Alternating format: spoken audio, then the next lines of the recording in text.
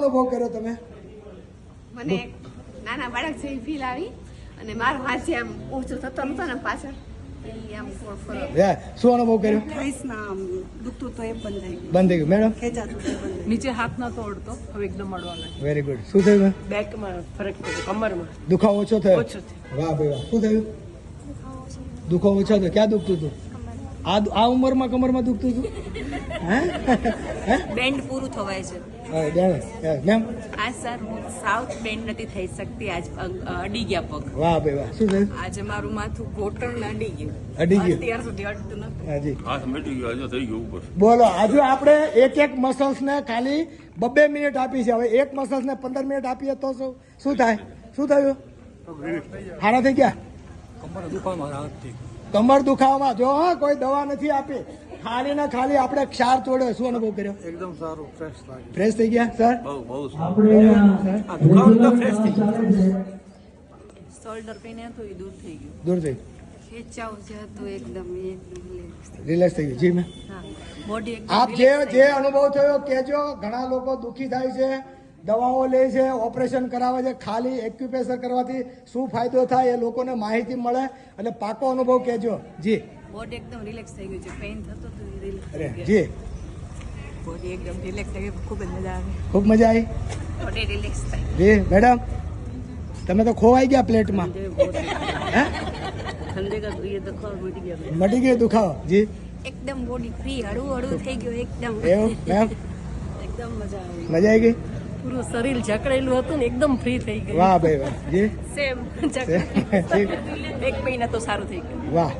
Body એકદમ relax થઈ એ body હળવું ફૂલ મસ્ત, બધી મિનિટે મુવમેન્ટ સરસ. મોમેન્ટ થવા માંડી. જી બસ શરીર હળવું થઈ ગયું છે. હે નમાતું નતું, પેલા એકદમ માથે ટચ થઈ જાય નીચે સુધી. નીચે ટક થઈ ગયું. વાહ ભાઈ વાહ. શરીર ફ્રી થઈ ગયું, શરીર શું થઈ ગયું? એ જી કાકા હા, શું થયું? અનુભવ શું કર્યો? વજરાસન ના બેસાતું બેસાઈ ગયું પ્લેટ થી. વાહ ભાઈ વાહ. વાહ ભાઈ થોડા રિલેક્સ થઈ ગયા. રિલેક્સ થઈ ગયું. જી જી સર. સારું લાગ્યું. જી સર. મને છે ને સાઈડ પેનની તકલીફ હતી આમ તો. હા અમારું પગ છે ને અહીંયાથી આ બધું પકડાઈ જતું. ચાલતો હતો ને તો 100 મીટરમાં મને બેસી જવું પડે. હા એક સારો ચાલી ન શકું, હા. ઉભા રહી જવું. હમણાં નિયમિત ચાલુ છે ને આ હમણાં લાસ્ટ પ્લેટ અમારી પાસે રાખી છે. હા છેલ્લા હું લગભગ 8-10 દિવસ ત્યાં કરું છું તો આ પલાઠી પણ ગાડી શકું. બહુ સરસ. 8 દિવસમાં એટલો ફરક પડ્યો. જી સર શું અનુભવ કર્યો? બહુ ફ્રેશ થઈ ગયા. વાહ. શું કર્યું? હા, રાત થઈ થોડી. રાત થઈ ગઈ. જી મેમ? આ પગ મટી ગયા મારા, બહુ દુખતા હતા, એકદમ ફાયદો થઈ ગયો. વાહ વાહ. મસલ્સ રિલેક્સ થઈ ગયા. હા મસલ્સ રિલેક્સ રિલેક્સ, થઈ ગયા. જી મેમ?